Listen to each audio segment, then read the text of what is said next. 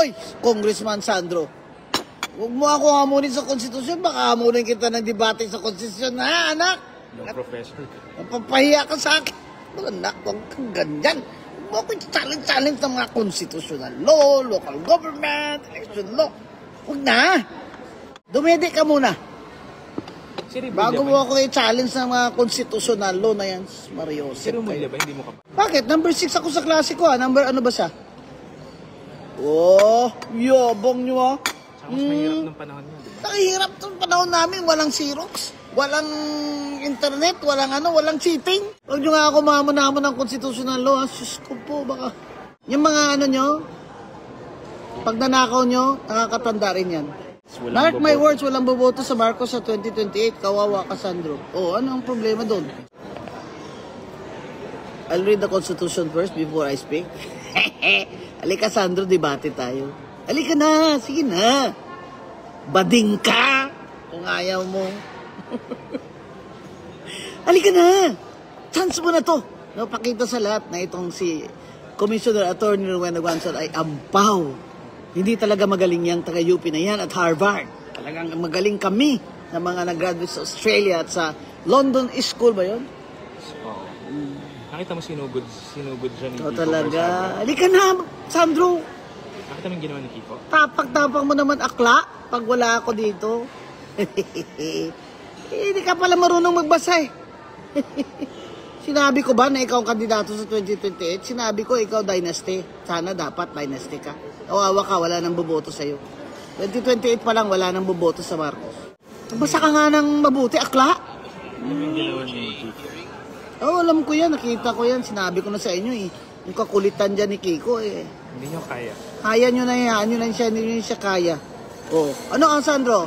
Sige, pustahan tayo. Kay Kiko ako. Oh, sige, debate kayo. Oo, kay Kiko na lang, hindi na lang sa akin. Sige. Hindi na lang sa akin, kay Kiko ka na lang makipagdebate, pero ako ang coach. Ako ang coach. Oh, di ba? Kita nyo. Ang ama nyo. ang tatapang nyo pag hindi nyo ako kaharap. Lika, suntukan tayo. Doon sa plug pole ng yung sa oblation. Lika. 47,000. Alright mga kababayan, so tayo po ay magre-react lang dito sa naging live ni Attorney Rowena Guanzon kung saan muling sinagot ni Attorney Rowena itong sinabi nga ni Congressman Sandro Marcos na alam niya po ba kung anong edad ko.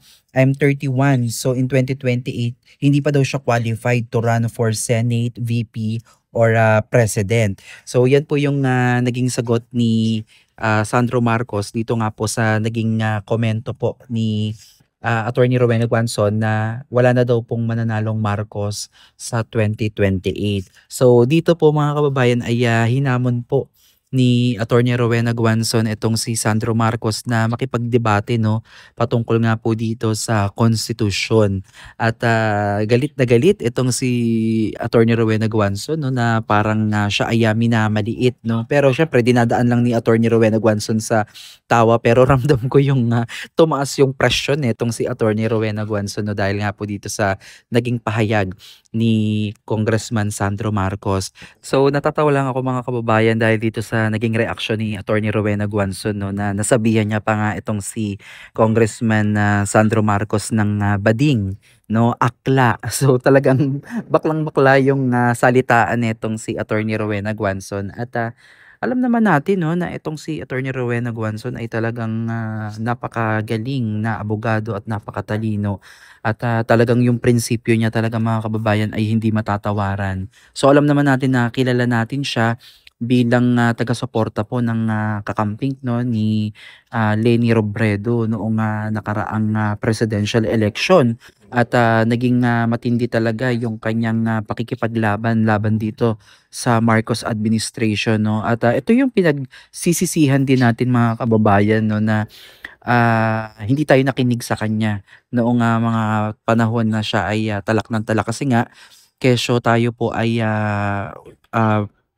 tumutulong o tayo po ay kabahagi po ng unit team no na umasa din po tayo na ang tambalang Sara Marcos ay talagang magiging maayos. Kumbaga yung Duterte Marcos ay magiging maayos ang takbo ng Pilipinas, pero nagkamali pala tayo sa pagpili ng ating presidente, no? At sa ngayon nga ay talagang ginigipit nila itong ating Vice President Sara Duterte, kaya nakakagalit nga talaga, no? At itong nangyayari nga maanumalyang paggamit sa pondo sa kaban ng bayan ay hindi talaga katanggap-tanggap para po sa ating mamamayang Pilipino na walang ginawa kundi kumayod at magtrabaho, no, ng 8 oras sa isang araw upang matustusan lang natin yung pangangailangan ng ating pamilya.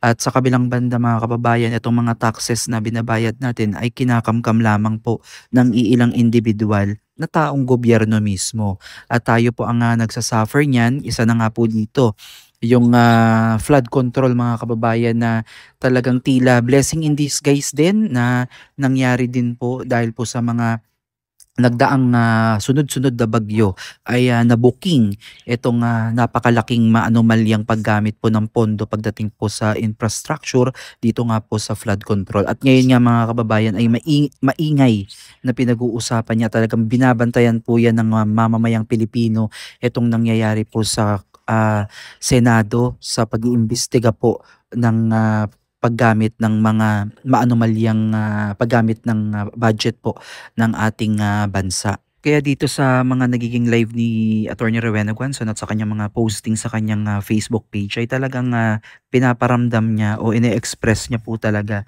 yung kanyang nararamdaman, yung galit niya at pagkadismaya dito sa administrasyon po ng Marcos. Dahil nga po, sabi niya nga po dito sa kanyang naging live ay ito daw yung pinaka most corrupt of all corrupt, no, dito sa bansang Pilipinas. At ang buong mundo nga daw po ay talagang nakatunghay, nagmamasid, no, at pinapanood po yung nangyayari dito sa ating bansa. So, alam na natin yan, mga kababayan, kasi ito si Attorney Rowena Guanzon ay matanda na para dito, no.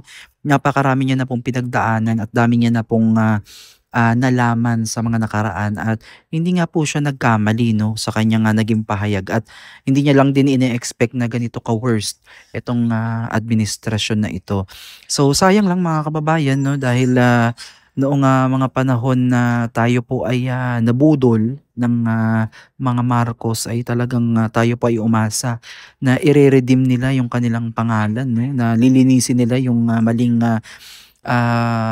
pananaw o pag-iisip sa kanila ng mamamayan, pero hindi pala, no, mas pinatunayan pa nila na talagang totoo yung nangyari sa nakaraang kasaysayan. So grabe, no, kasi hindi mo maitatago 'to, mga kababayan, eh. Unang-una sa lahat, siya ang pangulo ng Pilipinas. Dapat alam niya yung mga nangyayari dun sa kanyang nasasakupan, no, sa kanyang mga nasa ibaba. Alam niya yan dapat, at siya yung huling at last touch, no, sa lahat ng nangyayari dito sa ating bansa. Kaya siya talaga yung may control. Siya talaga yung dapat na anuhin natin, usigin, no. At ito nga yung dapat nating abangan, mga kababayan, kung ano pa yung mga susunod na mangyayari dito po sa pag-iimbestiga ng mga flood control o yung mga maanomalyang paggamit ng pondo ng ating bansa, at naway mabigyan tayo ng kalinawan at masolusyonan na itong matagal ng problema na ito, mga kababayan, upang hindi naman tayo mahirapan, no. Grabe. Grabe na tayo ay napag-iiwanan na talaga ng iba't ibang mga bansa na noon ay tayo ang nangunguna. Ngayon ay napakakulelat na natin, no. Kaya ayan, mga kababayan, ito po yung nangyaring rally dyan sa Mindiola noong September 21st, 2025 sa panawagan po. Ito po yung malawakang rally para po sa anti-corruption, no. At talagang naging masalimuot din po yung pangyayari dyan, mga kababayan. Dito yan sa Mindiola.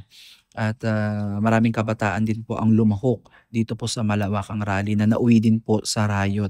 At napakarami pong mga establishment ang nasira, at government properties na nasira. So ayan, mga kababayan, hanggang dito na lang muna yung ating reaction video patungkol nga po dito sa naging pahayag ni Attorney Rowena Guanzon patungkol po dito sa naging pahayag din po ni Sandro Marcos, no, na tinawag niyang bading, akla, at talagang habang ako'y nanonood ay natatawa ako, no, sa kanyang mga naging reaction. Pero kitang-kita mo din yung inis, no, yung tumaas talaga yung presyo netong si Attorney Rowena Guanzon. So again, mga kababayan, maraming salamat po sa inyong patuloy na pagsuporta dito sa ating YouTube channel, at patuloy nyo sanang panoodin yung mga susunod pa nating mga update. Muli maraming salamat at God bless po sa inyong lahat.